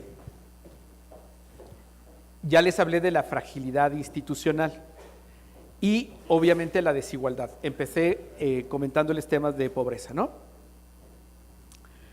Y entonces aquí hablamos de la calidad democrática de un gobierno o de un régimen. Y eso cruza por el indicador de participación ciudadana. En otras realidades, tristemente, que no son las nuestras, los indicadores de calidad democrática cruzan por cuántas organizaciones de sociedad civil existen. Y México estamos muy atrasados, gravemente atrasados. No se vayan a sentir mal, pero hay países donde el 96% del presupuesto de las organizaciones sociales es público. Eso existe, ¿eh? En Europa. Pero en América Latina también. Uruguay, Colombia. Antes existió en Brasil y Argentina. la llegada de los nuevos gobiernos, que es una moda populista, la austeridad, ha significado en realidad fragilizar a las instituciones. ¿Por qué insisto en este tema? Porque en la medida en que nosotros podamos reconocer dónde están los factores de riesgo, también pueden ser nuestros factores de incidencia. Y ya voy un poco más allá. Es decir, no estamos de acuerdo con lo que está pasando. Además sabemos que esto va a hacerle daño a muchos niños, niñas y adolescentes, particularmente con los que trabajamos. ¿Y han oído esa frase que duerme más el que menos sabe? Espero que a partir de ahora no les dé insomnio, pero el saber más te hace más responsable. Y tenemos entonces alternativas frente a este escenario tan duro que le estoy planteando, y es cómo desde la actuación que nosotros estamos realizando podemos ir avanzando hacia una democracia participativa. ¿Cómo podemos lograr que las cosas cada vez sean más justas, que puedan ser más basadas en la equidad, en el fortalecimiento del Estado de Derecho, es decir, exigir la garantía de derechos? Yo sé que quizás les estoy hablando un poco en mandarín y que esto así como de cómo se come, es un aprendizaje. Hay que leer, por supuesto, pero sobre todo hay que hacer. Y tienen que empezar a mirarlo de ustedes. Voy a regresar brevemente al gráfico, al enfoque que les planteaba del triangulito, y les pido que hagan un ejercicio personal. Aquí. Cada quien en su persona, de manera, no tienen que contárnoslo, ubiquen ahora qué garantía de derecho está violentada en ustedes, que está afectando su dignidad personal, que está afectando su proyecto de vida y que el Estado no está atendiendo o no está cumpliendo. Piénsalo brevemente, ¿vale? ¿Por qué es importante partir de nosotros? Porque en tanto no le ponemos rostro, no le ponemos piel, no le ponemos emoción, no vamos a poderlo elaborar. Humberto Eco tiene una frase que me encanta y dice que la incertidumbre es la base del conocimiento. Esperaría que después de esta conversación se queden con incertidumbre. Yo me sentiría feliz si después recibo comentarios y reclamos de me dejaste en incertidumbre, fantástico, eso es lo que estamos buscando. ¿Por qué? Porque la incertidumbre lo que les va a ayudar es a ser un motor para buscar certeza. Cuando encuentren certeza se darán cuenta que hay más incertidumbre y así vamos a ir caminando. Este es como nos hemos construido como sociedad, como pueblos, como sociedades. Pensemos ahora, y les invito ahora, ya no piensen en ustedes, piensen en un niño o una niña con los que trabajan. El que ustedes decidan. Y vean qué cosas en lo que ahora este niño o esa niña vive están afectadas en su dignidad personal. Y eso cómo le va a afectar su proyecto de vida. E identifiquen a qué autoridades, además del trabajo que ustedes hacen, que ya está considerado, a qué autoridades les corresponde garantizar esos derechos. Y la pregunta de los 13 millones, ¿están haciendo lo que les corresponde? No. ¿Van a afectar su proyecto de vida? Sí. ¿Está afectando ahora, no en el futuro, ahora mismo, su dignidad personal? Sí. ¿Cómo quieren que ese niño o esa niña se vincule con el Estado? Con su sociedad, con su comunidad. ¿Se dan cuenta? O sea, estamos en un aprieto del tamaño del mundo. Estos 4.7 millones de niños y niñas que viven en pobreza extrema, que al menos una vez al día no tienen para comer, ¿cómo es su relación con el Estado mexicano? Incómoda, ¿no? Por más que puedan tener esperanza de que sí, a lo mejor va a cambiar ahora sí, a ver si ahora sí le atinamos, y andamos de atinándole, que nada más no le atinamos, ¿no? Voy entonces a otro apartado para contarles, espero que les haya dejado los mensajes claves de aquí. La presentación está a su disposición con los colegas acá de Quiera o también en las redes sociales. Miren, de lo que se trata, y es un poco lo que les invitaría a quien quiera profundizar más en el tema, es a ubicar que podemos nosotros como ciudadanos y ciudadanas, como organizaciones, incidir en las políticas públicas. Hay un texto que me encanta y les recomiendo a todo el mundo, ya hace muchos años, que se llama La política de las políticas públicas, de Pedro Medellín Torres, CEPAL 2004. Quien pueda leerlo está en línea, gratuito y muy bueno. Voy a retomar algunas cosas que plantea Pedro Medellín Torres. Tenemos que identificar que una cosa son las acciones, otra cosa son los programas y otro distinto las políticas públicas. ¿Vale? Porque aquí lo que ha estado pasando en los últimos años, solo los últimos 40 años, nos han estado vendiendo gato por liebre. Ahora que me pregunto, no sé qué sepa el gato, es posible que hayamos comido gato alguna ocasión y sepa rico, pero independientemente de cuando digo que nos venden gato por liebre, es porque lo que nos está faltando en esta fragilidad del Estado mexicano es que no hay políticas públicas. Tenemos un montón de acciones o programas, pero que no son política pública. Criterio básico para la política pública, un marco de ley. Segundo elemento de la política pública, instituciones responsables de cumplir con ese marco de ley. Y tercero elemental, presupuesto. Si no tiene esos tres elementos, no hay política pública. Puede haber un programa, el programa de apoyo a madres trabajadoras o el programa ahora de apoyo a hijos de madres trabajadoras. ¿Qué pasa con ese programa? No tiene marco de ley. Hay una institución responsable y hay algo de dinero, pero no tiene marco de ley. Es decir, si le ponemos un poco el foco a distancia, ese programa, cambiándole nombre incluso, no es una política de educación inicial. ¿Sí me logro explicar? Es un programa y nos lo venden como si esto ya fuera la respuesta del Estado.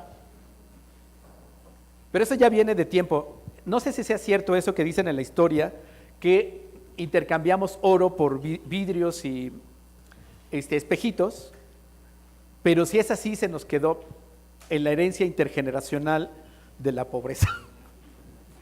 Y seguimos comprando espejitos y cosas que brillan a Trump y a nuestros gobiernos y no política pública. Regresemos al tema de niñez migrante.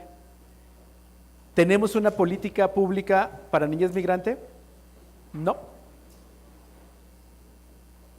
¿Tenemos programas? Sí. Presupuesto muy poquito. Otro drama nacional, desaparición de personas. Homicidios. No tenemos políticas públicas para estos temas. Tenemos programas, algunas acciones. ¿Y qué significa? O sea, no hay que ser genios, sabios, ni estudiar en Harvard para saber que no va a cambiar nada. Porque no tenemos política pública. Y por ello, aquí un poco la necesidad de que nosotras y nosotros como ciudadanos, además organizados en entidades como las nuestras, reconocer que podemos y debemos hacer incidencia. ¿Por qué? Porque va a tener más posibilidad de que mi tarea, mi trabajo específico, tenga realmente impacto y no se quede en los 20, 50 o 1000 niños que estamos atendiendo. Bienvenido, fantástico, nos iremos al cielo con ello, pero tenemos 4.7 millones al menos en pobreza extrema que no tienen ese privilegio de conocerlos. No sé si notan, o sea, es literalmente una responsabilidad ética hacer incidencia política. Vamos un poco a dimensionar algunos apartados, ¿no? El modelo económico, así es de crudo, es el que determina muchas circunstancias. ¿Por qué, más allá de los eufemismos y burlas a la inteligencia, nos dicen que los migrantes no fueron usados como moneda de cambio en los aranceles? ¿No? Eso suena, ¿se acuerdan esta fábula maravillosa del rey desnudo o el traje del rey? Estamos exactamente en la misma historia. Todo mundo estamos viendo que la dignidad salió intacta y quien se atreva a decirlo, como fue un niño, recordarán esta fábula, que le dijo al rey, pero si está desnudo, ¿no? O sea, y todos, ay caray, sí es cierto, ¿no? O sea, y los niños siempre dicen la verdad, dicen que los borrachos, tengo un poco de duda, pero los niños seguramente sí. Estamos exactamente viviendo esta fábula política. No se negociaron como moneda de cambio los migrantes. nuestra dignidad quedó intacta. Pero eso claramente está definido por el modelo económico que tenemos. Nuestra economía está anclada, y también la de los Estados Unidos a nosotros, pero claramente los que perdemos más somos nosotros, porque nuestro Estado es más frágil, porque nuestra economía es más volátil. Y podemos entender todos los argumentos económicos, pero sería más honesto, ¿qué dijeron? No mentir, no robar, no engañar, ¿no? Sería más honesto reconocer, miren, estamos literalmente contra la pared y no nos queda otra más que reconocer que si no lo hacemos así, no tenemos otra. A que nos estén haciendo eufemismos, jueguitos de propaganda cuasi religiosa que ofenden la inteligencia. Y decirnos que el rey trae un traje maravilloso con una tela que solo los inteligentes entienden y pueden ver. Y para no decir que todos somos tontos, entonces sí, claro, está muy bonito el traje del rey, ¿no? ¿Esto qué significa cuando hablamos de modelo económico? Que eso no va a cambiar rápidamente y que tenemos que asumir en ese marco de realidad lo que podamos hacer. O sea, no estamos hablando entonces, vamos a hacer una revolución y cambiemos el modelo económico. No, eso no va a cambiar ahora. No sé si alguien de aquí, de las presentes, pueda hacerlo, tenga ánimo, ahí nos avisa, nos sumamos, pero ahora mismo no vamos a poderlo cambiar el modelo económico. Segundo, esto obviamente determina un estilo de régimen político. Puede ser más populista como los de ahora, que está América Latina llena de esto. Tuvimos la época de las dictaduras, tuvimos una época de gobiernos entre comillas progresistas, que eran lo mismo pero en otro discurso. Eso también podemos trabajarlo. Pero nosotros tenemos que comenzar a llegar a cosas más concretas que están a nuestro alcance, que son las políticas públicas, para no meternos o acotarnos en nuestra acción. No sé si me lo voy a explicar. Está padre que en nuestros análisis digamos el modelo económico, lo que quieran, pero eso como no lo vamos a cambiar, es un poco innecesario meternos a ello. Es mucho más concreto entrar a la política pública, lo que está establecido en los marcos internacionales, lo que dice la ley, lo que sería pertinente, lo que es éticamente razonable, ¿vale? Solamente para ubicarles, estos son elementos textuales de Pedro Medellín Torres y que nos ayudan a ubicarnos en el tipo de régimen político en el que nos encontremos. Ella los clasifica en varios tipos. Uno es regímenes de obediencia sólida, es decir, la territorialidad e institucionalización es completa. La unidad del poder político y sus instituciones es total. Hay otros regímenes de obediencias porosas, es decir, la territorialidad es total, pero la institucionalización es incompleta. Ahorita lo vamos a explicar. La unidad del poder político existe, pero no de sus instituciones. Y hay regímenes de obediencias endebles, donde la territorialidad es parcial, donde la institucionalización es incompleta, no hay unidad del poder político ni de sus instituciones. No lloren, por favor. ¿En dónde nos ubicamos ustedes? Si no sean malas personas, ¿dónde nos ubicamos? En el 3 por allá dicen, vamos a hacer una estadística rápida. Alce la mano quien cree que estemos en el tipo 1, un régimen de obediencia sólida. Vale. Alce la mano quienes crean que estamos en un régimen de obediencia porosa. Bien. ¿Quiénes creen que estamos en un régimen tipo 3, regímenes de obediencia endeble? Pueden alzar la mano con toda confianza. Ahorita hacemos al final las abstenciones. Vale. ¿Por qué es importante entenderlo conceptualmente? Porque eso nos va a orientar en nuestra práctica ciudadana o institucional. Personalmente, creo que estamos en el 3. Porque nuestra territorialidad es parcial. Pregunta, ¿a quién de aquí o quién de aquí, por donde vive o por donde transita, sabe que hay lugares donde es recomendable no entrar?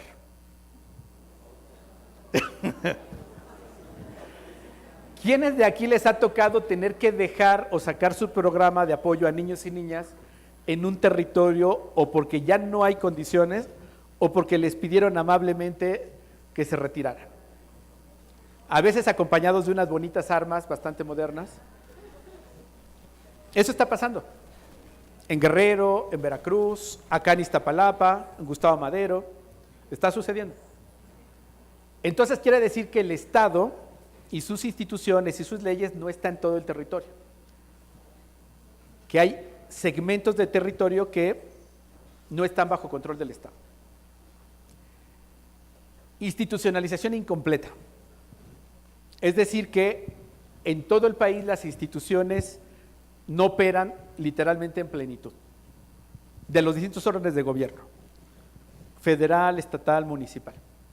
Incluso en algunos ni hay instituciones, en los temas a los que a ustedes les toca. Dato estadístico terrible. De cada 100 carpetas de investigación donde los niños, niñas y adolescentes son víctimas, solo una carpeta de investigación alcanza algún tipo de sentencia condenatoria. De cada 100 carpetas. Ya no estamos hablando de los que no se denuncian, que son la mayoría. Claramente no hay institucionalidad o no funciona. Yo sé ese dilema que muchas organizaciones tienen de si denuncio, revictimizo más a la víctima y deciden no denunciar. Yo les animo a que sí denuncien, por favor, porque si no ustedes también sin querer o en buena onda están fragilizando al Estado.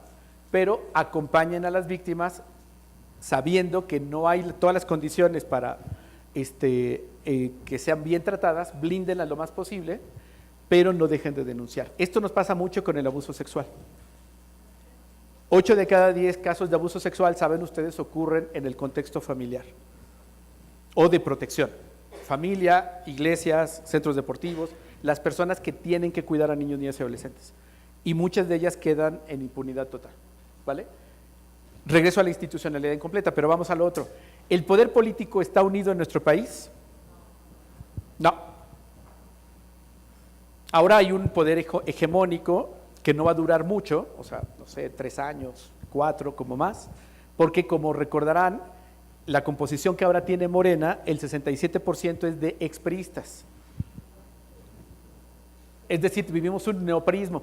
Yo les recomiendo de verdad que desempolven todas los informes de gobierno, los debates de los años 70 y van a encontrar el discurso actual. El nacionalismo, el discurso propagandístico, los adversarios, es exactamente el mismo discurso. O sea, estamos viendo un neopriismo en términos más sociológicos, digamos, o de análisis político. Y de verdad es en serio, tenemos que regresar a revisar esa parte de la historia, ver estas narrativas y mirar cómo vamos a poder entrarle frente a un discurso así, que teóricamente ya lo habíamos superado, en los hechos no, o sea, estaba entreverado por ahí. Cuando hablamos de unidad de poder político, no podemos dejar fuera a los poderes fácticos. El poder político incluye a los poderes fácticos, crimen organizado y otros poderes que están ahí. No es secreto que están bastante tejidos los grupos del crimen organizado con el poder político de todos los colores partidarios. Eso no es secreto. De tal suerte que esto afecta o fragiliza las instituciones que tendrían que garantizar los derechos. Estamos en un momento muy crítico. Ahora, si nosotros, solamente para entender muy rápido, esto ameritaría como un taller específico de incidencia, si quieren lo organizamos, pero cuando hablamos de incidencia, lo que se trata es cómo logramos colocar, sembrar, llamar a que quienes tienen la responsabilidad puedan avanzar en la garantía de derechos a partir de ciertas ganancias. En la incidencia política tiene que privar el principio de ganar, ganar. Nosotros, en nuestra ingenuidad, solemos a veces solo ayudar a que ellos ganen y no nuestra agenda. ¿Les ha pasado eso que los invitan a los eventos públicos como escenografía? Aquí está presente la sociedad civil, que somos siempre los últimos de los presidios cuando tenemos el privilegio de estar en el presidio, porque si no nos ponen con el eufemismo de la fila de invitados especiales, pero no somos tomados en cuenta o nuestra voz no está considerada, pero sí está legitimado el acto o la acción con la participación de sociedad civil. Y no les estoy diciendo que no vayan, no, por favor, no dejen de hacerlo, por ahí se empieza, peor es que no nos inviten, ¿no? Pero tenemos que empezar a construir una narrativa y una manera de incidencia para llevar nuestros temas a la agenda política. con la certeza, primero, de que es una obligación de ley, segundo, que de esa manera vamos a lograr crear un entorno más apropiado para nuestro trabajo y al final de todo, que es lo que nos interesa, que cambie la vida de niños, niñas y adolescentes. Lo digo con todo respeto, pero también con principio de realidad. Por muy maravilloso que sean sus programas, lo que alcanzamos nosotros es muy pequeñito frente a la gran realidad que vive este país, que viven niños, niñas y adolescentes. Así es que a todas y a todos nos conviene meternos a incidir en la política pública porque le toca hacerlo al Estado. Y esto aquí implica una ruptura de pensamiento. Yo estoy seguro que eso hoy en la noche lo van a soñar. El quitarse la responsabilidad de que no es mi responsabilidad de obligación la garantía de derechos les va a costar. Pueden llorar, también. Llorar es una manera positiva de reelaborar las cosas. Después del llanto viene la reflexión y entonces tendrían que replantearse cosas. Ya estamos sentados en ese presidio como escenografía, casi como las flores, ¿no?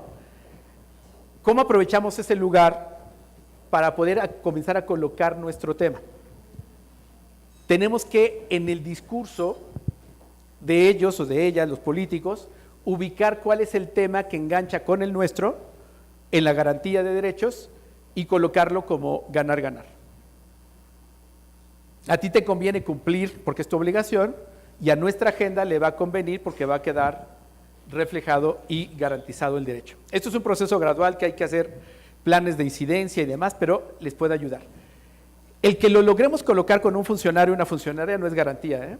Tenemos que empezar a hacer labor y a construir y a tejer toda la estrategia hasta que logremos que esto pase a política pública. Sin romperles el corazón, después de años a veces logramos que sea una acción de gobierno. Y si logramos un poco más es un programa de gobierno. Muy poquitas logramos que sean políticas públicas.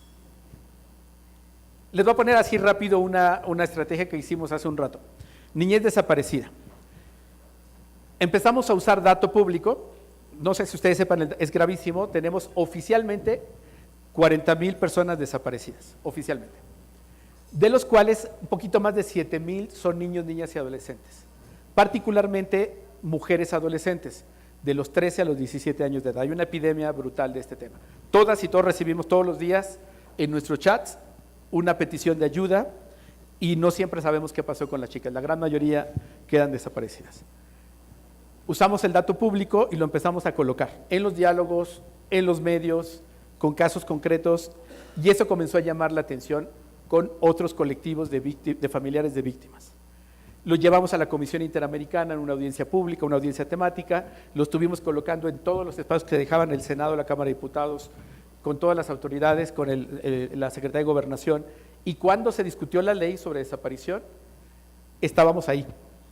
La cultura adultocéntrica en este país hace que incluso en la agenda de derechos humanos los niños y niñas no sean prioridad. Es un poco feo lo que les voy a decir, no lo cuenten, pero incluso los colectivos de familiares de víctimas de desaparición no querían que se incorporara un capítulo en la ley de infancia. Y uno dice, ¿pero por qué? O sea, ¿qué te pasa en tu cabeza que no quieres que los niños y niñas estén? No, por una lógica adultocéntrica.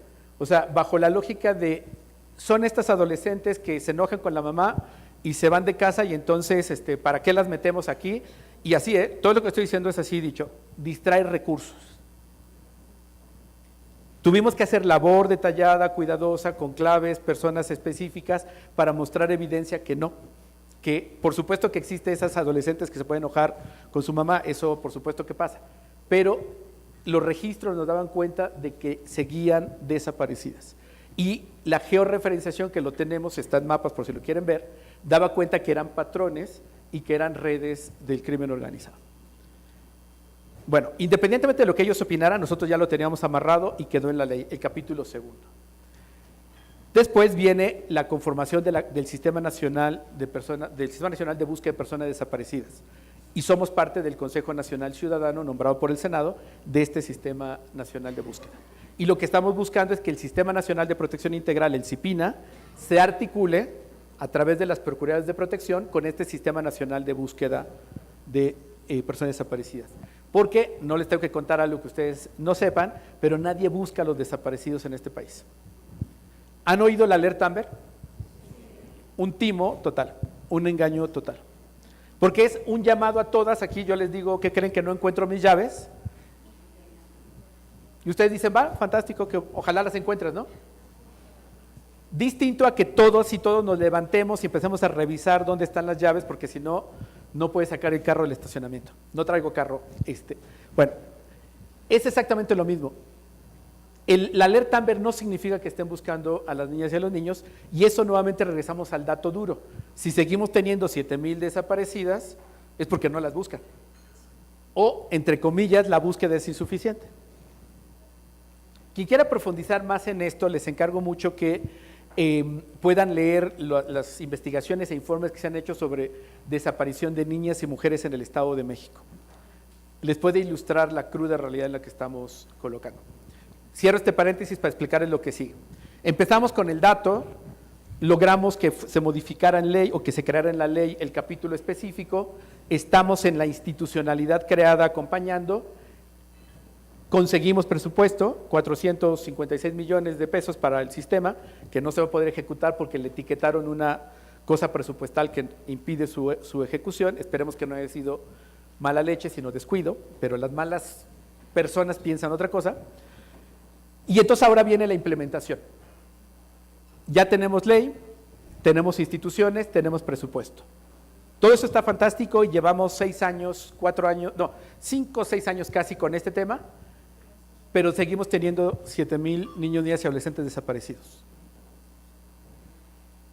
¿Ha valido la pena todo este camino? Sí, totalmente convencido de ello.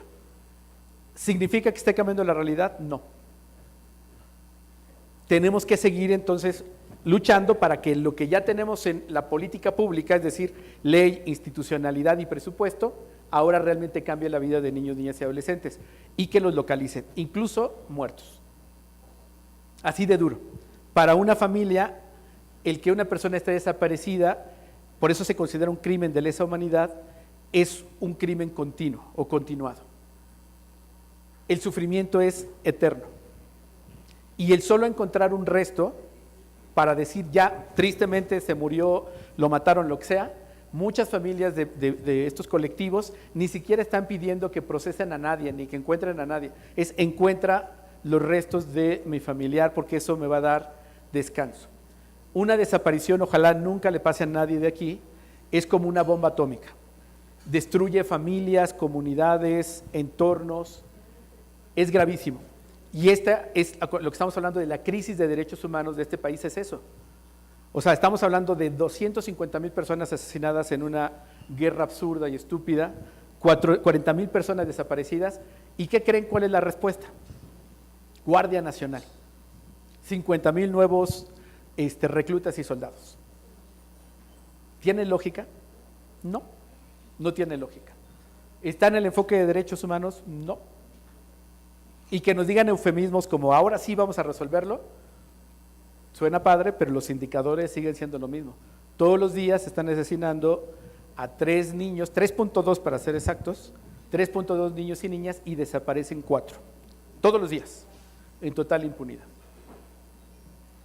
Aunque el presidente tenga otras cifras. Estamos hablando entonces de derechos humanos, de política pública, y quisiera un poco ir cerrando para escucharles en esto. Tenemos un problema social, y me refiero a que niños, niñas y adolescentes con los que trabajamos tienen muchísimas violaciones a sus derechos humanos. Tenemos que interpelar actores, y por eso es que les expliqué hace ratito lo de las diferencias entre los obligados de la garantía, los responsables y los titulares. ¿Nos conviene comenzar a pelearnos con las mamás de los niños que los tienen trabajando? No. Es improductivo, innecesario, criminaliza, porque no es la familia a la que le toca el punto, es al Estado. La familia, por supuesto, es responsable y corresponsable, y si hay claros elementos de, no sé, maltrato, violación y demás, tenemos que me refiero a violaciones a sus derechos, tenemos que intervenir. Pero no tenemos que gastar nuestras pocas energías y recursos en las familias, sino en los obligados de la garantía, que son las instituciones del Estado, municipios, gobiernos estatales y gobierno federal, el Estado mexicano en su conjunto, y por supuesto sus instituciones. Tenemos más o menos 5 millones de niños, niñas y adolescentes fuera de la escuela. ¿a quién tenemos que exigirle eso? Lo rápido es a los papás y a las mamás, ¿no? Pero la obligación está en las instituciones del Estado. ¿Sí notan la diferencia? ¿Cómo cambia radicalmente a dónde dedicamos el esfuerzo? Porque podemos regañar al papá o a la mamá y decir que hay responsables, que no los llevan y demás, pero tienen la mala costumbre de comer 3 veces al día, no tienen trabajo o tienen un trabajo precario, y por más que lo intenten, ir a la escuela cuesta dinero. Y ustedes lo saben ahorita, el terror de los padres y madres de familia en las vacaciones, porque se incrementa el gasto familiar. Todos lo vivimos. Ahora colóquenlo con familias pobres. Y ahora vean el planteo ético si es pertinente reclamarles o responsabilizarles a ellas. No es apropiado. ¿Qué tenemos que hacer? Hacerlos responsables y junto con nosotros exigir la garantía del derecho.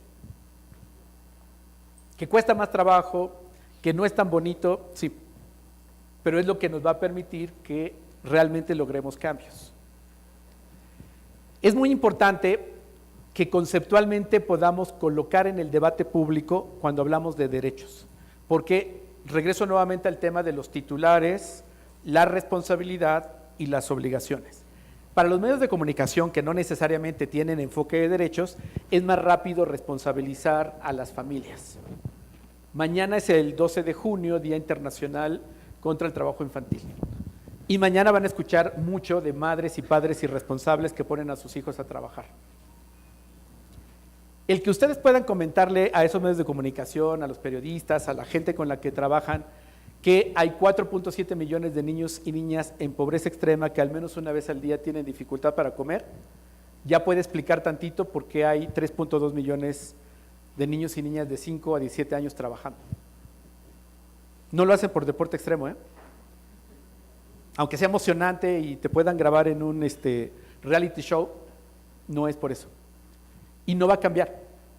Por más que los regañemos, por más que les digamos, no va a cambiar. Tampoco porque les den becas. ¿Saben las paradojas de la vida? Andrés Manuel ha montado su discurso basado en contra de Salinas de Gortari, como el jefe de la mafia del poder, si no me equivoco mal, no sé cómo lo ha titulado. Pero ¿quién creen que trajo a este país y a toda América Latina los programas de transferencia monetaria?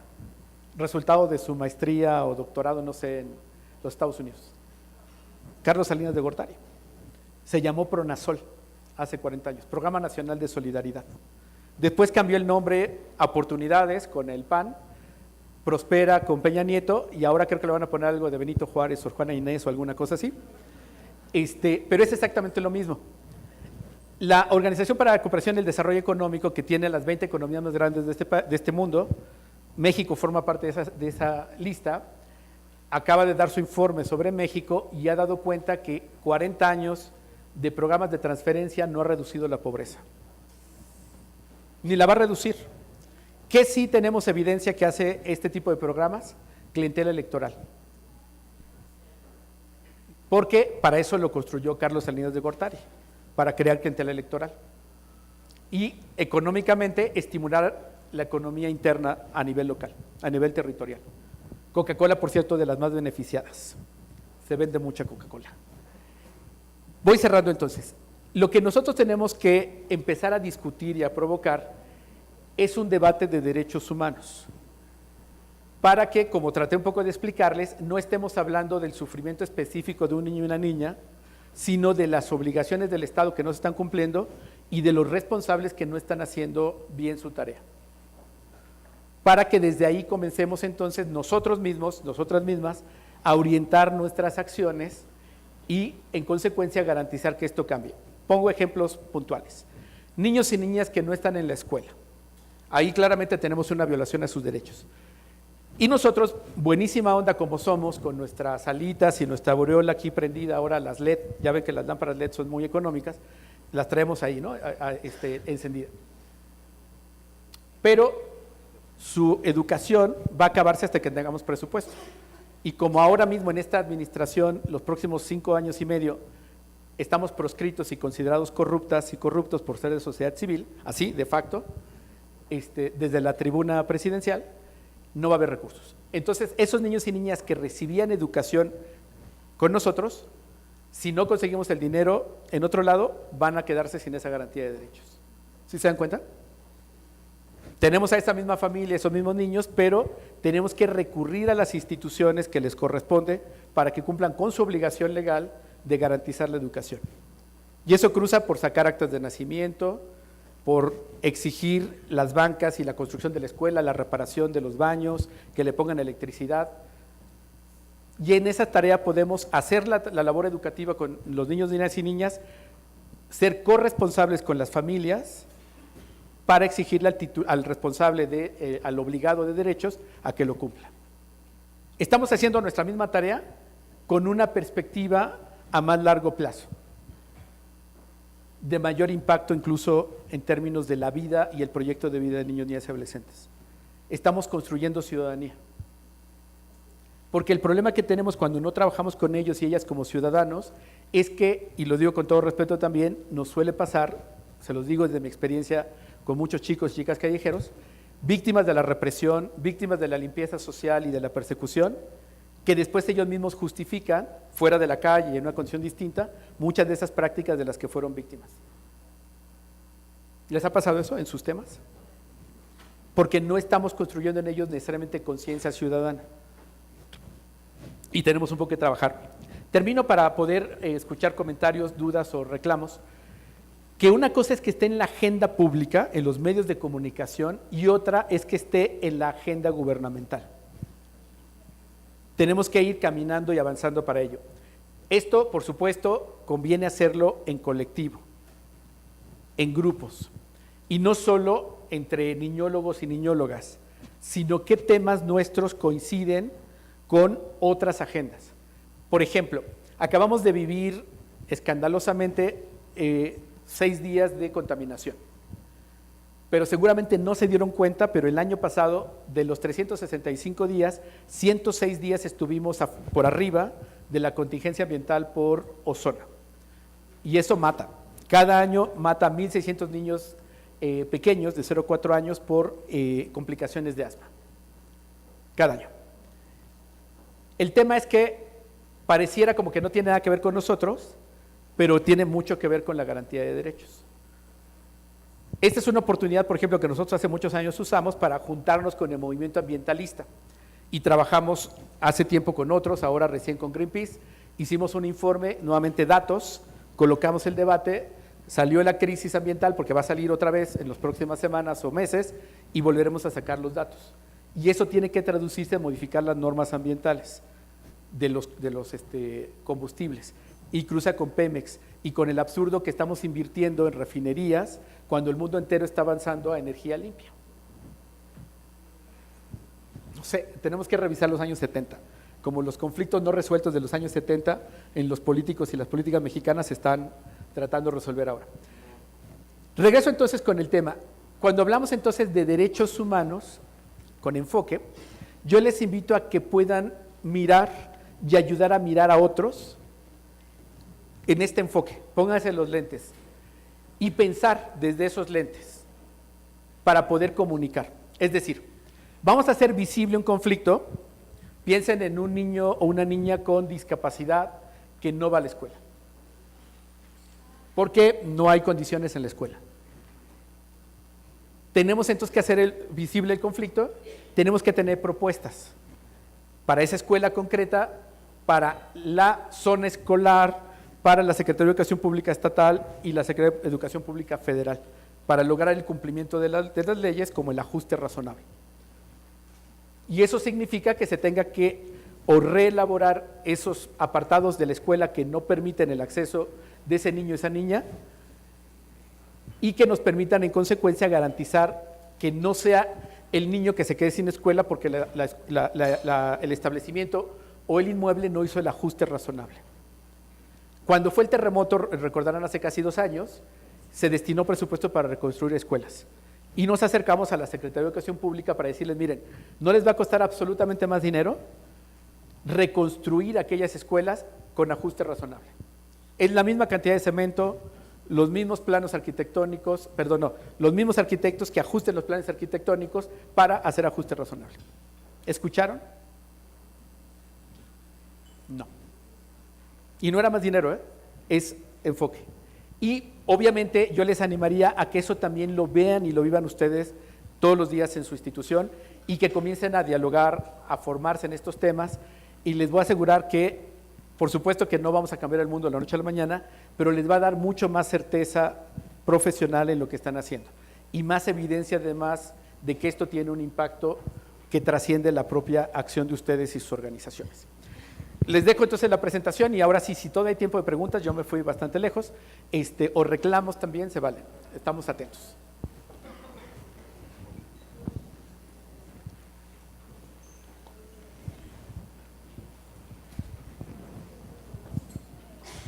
Espero no haber herido susceptibilidades de color político de nadie aquí presente, pero la verdad sea dicha y toda la evidencia para todo lo que hemos dicho acá.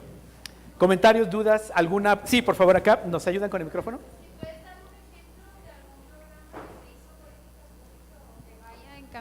Si puedes dar un ejemplo de algún programa social que se haya hecho Sí. en política pública o va en camino de… Vale, les voy a contar uno que ya hace muchos años existe y que nos da la demostración de que se puede tener política pública. La campaña de vacunación. La campaña de vacunación es claramente una expresión de política pública, de política de Estado. Se hace a nivel federal, estatal, municipal, participan todas las instituciones, todas las y los ciudadanos nos involucramos. O sea, nuestro país sí tiene la capacidad de construir política pública, tiene marco de ley, tiene instituciones responsables, tiene presupuesto y está ahí operando. Se ha visto afectado con el tema de los recortes presupuestales y estamos además enfrentando riesgos de nuevas epidemias, sarampión particularmente, ¿no? Cuando hablamos de la fragilidad del Estado, cuando se fragiliza el Estado, por supuesto que se refiere específicamente a las políticas públicas. Si tú le cortas presupuesto, rompes con la garantía del derecho. Pero esa sería una política pública que podría mostrarse como sí podemos hacerlo. ¿Cuál otra? Por ejemplo, la política de educación. Tenemos las escuelas en los distintos órdenes de gobierno, más allá de los pleitos que se traen con el presupuesto o con los maestros o los sindicatos, pero en realidad, en general, tenemos escuelas en todo el país. Tenemos más o menos instituciones identificadas, presupuesto, y estos chicos y chicas que quedan fuera de la escuela esencialmente son adolescentes. Eso es un gran problema. A partir de los 16 años de edad se nos cae cada año el 25% de todos ellos porque no logran entrar a la educación media superior. No porque sean flojos o holgazanes, porque no quieran, sino porque no hay lugar. ¿Cuántos de ustedes conocen a chicos o chicas con los que trabajan seguramente que han tenido que hacer hasta 3 rondas? Y además están forzados a tomar un curso que esencialmente les da las mañas para poder contestar, o incluso como a los maestros también les venden el examen, ¿no? O sea, estas cosas bárbaras que pasan. Entonces, cada año tenemos 25% de ellos que no entran a educación media superior y se condenan a bajos salarios, trabajos precarios y a otras cosas peores, ¿no? Entonces, pero pese a todo ello, la política de educación más o menos todavía se sigue conservando. Pero tenemos otras que son problemas graves como los que les acabo de contar: migración, ninguna política de Estado, infancia sin cuidados parentales, ninguno, y ustedes, o sea, de las 900 instituciones que atienden a casi 32,000 niños y niñas que están sin sus familias, 9 de cada 10 son de sociedad civil, sin presupuesto público. No hay política de Estado al respecto. Entonces, o sea, más bien regreso nuevamente al tema de animarles a qué es lo que están haciendo ustedes que podría comenzar a articularse con otros o ustedes mismas asumir el liderazgo de comenzar a construir una política pública sobre el tema. Por ejemplo, la que tenemos en la mesa y que está gravemente en el tema es adopción. Tenemos un mercado de niños impresionante. No me refiero solo a Sonora, que tenían su negocio montado desde el propio DIF estatal, sino que en todo el país la venta y compra de niños como mascotas está a todo lo que da. Y no hemos logrado una ley de adopción. La ley sería el inicio de una política de Estado para que los niños y niñas tengan derecho a vivir en familia. Y no es, regreso nuevamente, no es el derecho de los adultos a ir a una institución a escoger mascotas de más pequeñitos, de piel blanca y preferentemente ojos azules. Y entre más grandes, más indígenas o con discapacidad quedan abandonados y olvidados. Esto que ustedes saben, conocen y demás, y que claramente viola derechos. No tenemos una política de Estado sobre ello. O sea, nos falta muchísimo por caminar y avanzar. Cerramos ya, porque entiendo que estamos... Sí, perdón, ahí. Si hubiera alguna otra pregunta o comentario, vale. Sí, por favor, te escuchamos. Otra más acá. No sé en qué orden, ya empezamos y luego contigo, por favor. Sí, por favor. Yo solamente quiero preguntar sobre el CIPINA, ¿es federal o tiene que estar en todos los estados ese sistema? Porque yo no he escuchado más que aquí en México del sistema de... ¿sí? Sí, mira, el sistema fue, bueno, el CIPINA fue parte de la lucha que dimos para tener una ley, que debe de saber fue una ley maravillosa, que el propio Comité de Derechos del Niño de Naciones Unidas la usa como un ejemplo en otros países, pero va en la misma tradición bonita de este país, que tenemos las mejores leyes, pero que no se aplican, ¿no? El sistema es una red que tiene el carácter federal, tiene que ser presidida por el jefe del Ejecutivo, 8 secretarías de Estado, lo que será el Gabinete Social, los 32 gobiernos estatales y 8 representantes de sociedad civil. Esto se tiene que repetir a nivel estatal. En este caso la jefa de gobierno o la gobernadora de Sonora presiden los sistemas estatales de protección integral de niños, niñas y adolescentes, y a nivel municipal. Esto es la ley y se tiene que coordinar porque es el Estado mexicano. ¿Qué sucede? Tenemos a nivel federal una secretaría ejecutiva con Ricardo Bucio, que muchas de ustedes lo conocen, con un equipo maravilloso y que han dado la vida desde hace un rato para poder echar a andar esto, pero que están solos y abandonados en una oficina en la calle de Londres, con muy poca escucha. El 30 de abril pasado fue la reinstalación o la 4ª sesión del Sistema Nacional de Protección Integral y Andrés Manuel canceló su participación. Y está obligado por ley a presidirla. Esto mismo está pasando en todas las entidades federativas.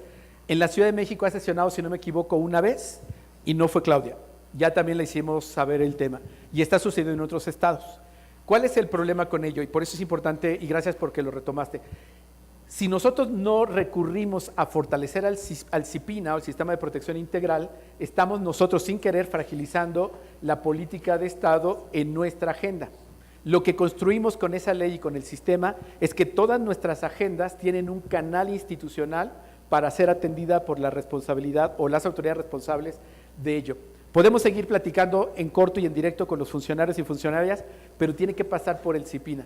Yo les animo a que en cada una de sus entidades federativas se informen cómo está el tema. No son muy buenas noticias, deben de saber, pero traten de sumarse a los espacios.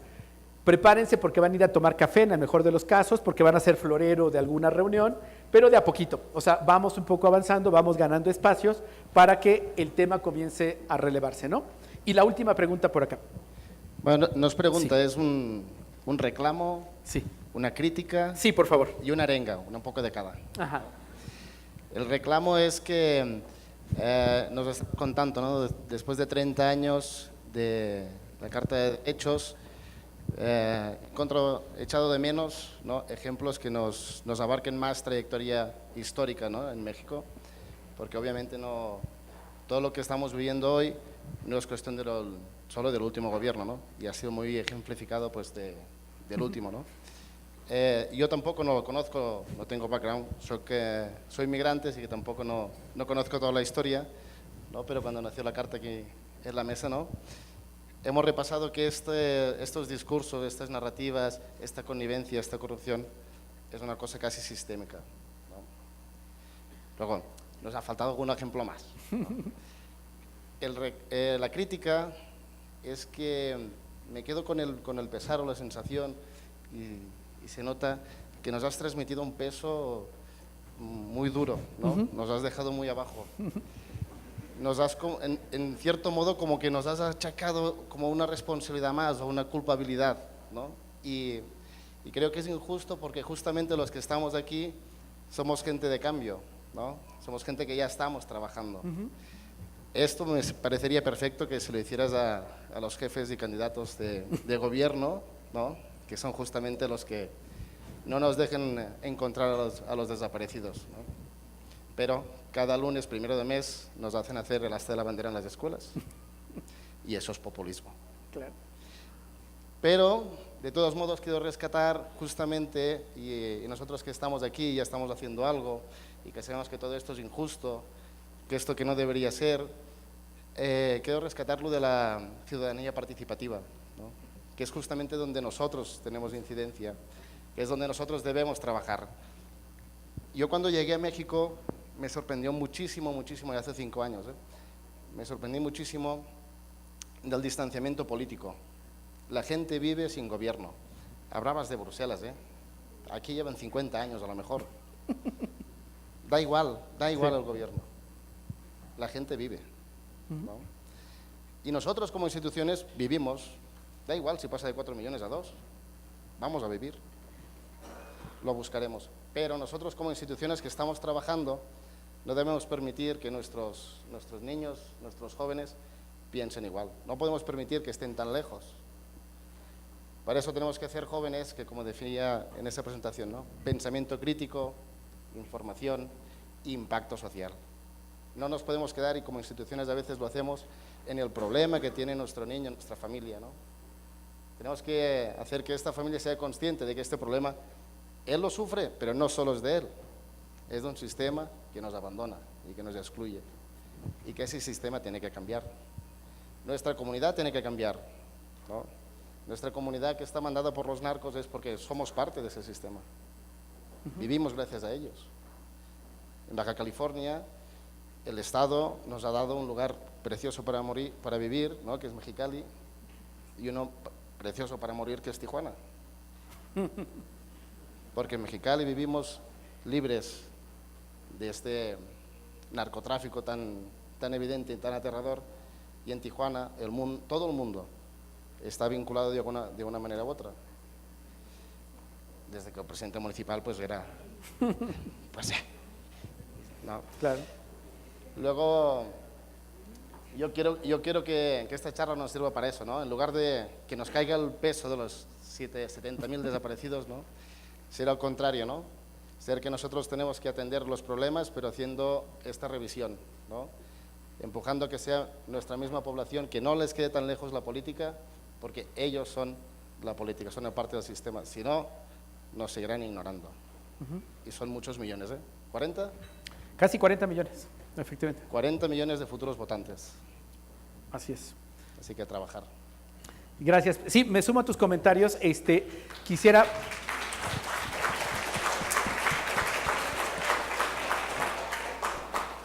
Para ir cerrando, quisiera insistir en el tema de la incertidumbre. O sea, tu mensaje me ratifica que fue buena la charla. La incertidumbre es lo que me encantaría que se les quede, porque de alguna manera ustedes ven que desde las limitaciones que puedan tener, o desde el potencial de sus organizaciones, sus personas, hay mucho que podemos hacer. Yo suelo explicarle ahora a los funcionarios, hace ratito estaba con la gente del subsecretario de Cultura, estaba un poco incómodo y enojado, porque como no se enteraron los recortes presupuestales que han hecho son bastante absurdos, y se incomodó porque dije que estos recortes presupuestales eran como elefante en cristalería, ¿no? Porque traen el discurso de que ahora sí todo es transparente, ahora sí no hay corrupción, lo cual es totalmente falso, ¿no? Hago alusión a ello porque en la medida en que nosotros podamos mostrar que están dándose obligaciones y el incumplimiento de esas obligaciones significan violaciones a derechos humanos, vamos a ayudar a que los propios funcionarios y funcionarias se centren y dejen de darnos propaganda o profesar temas religiosos o mesiánicos para concentrarse en lo que tiene que ver con la ley, ¿no? Como respondiendo un poco al tema y aprovechando que lo colocaste, sugerencias concretas de lo que ustedes pueden hacer. Incrementar nuestro espacio social de actuación e incidencia.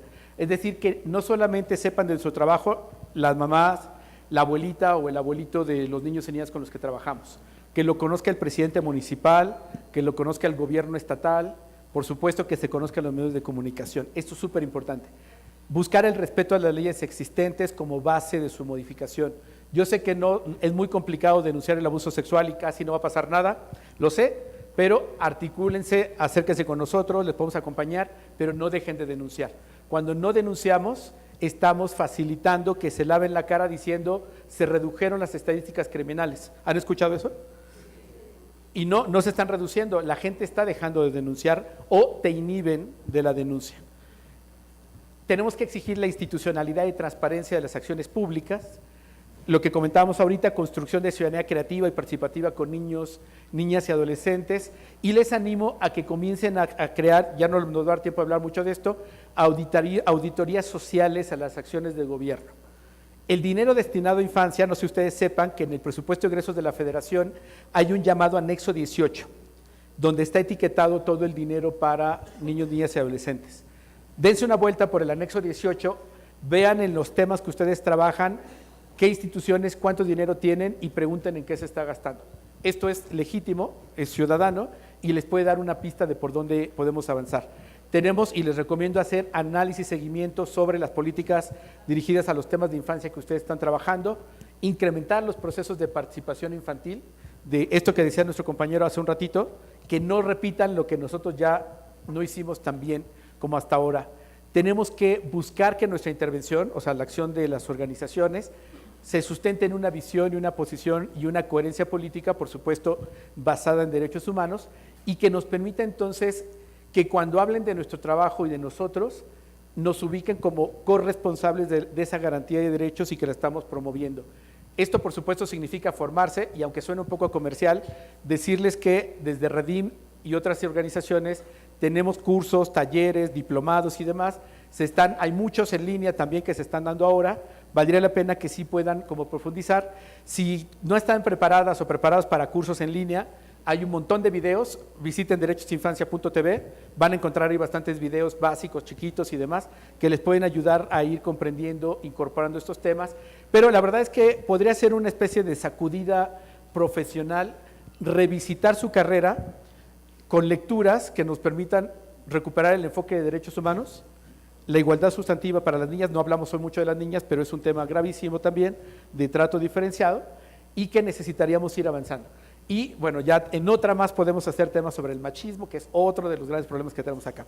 Como ven, nos falta mucho, y si se dan cuenta, por eso les animo, es una posibilidad de sacudir nuestros libros, nuestra mirada que teníamos, y reconocer que estamos en 2019, que lo que sabíamos del siglo pasado ya no aplica.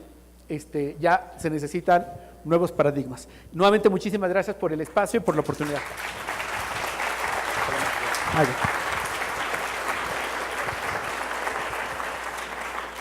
Muchas gracias, Juan Martín. Recibe de manos de Carmela Pires, directora de Fundación Quiera, un reconocimiento por tu participación en el Congreso Quiera. Muchas gracias. Gracias. Para acá.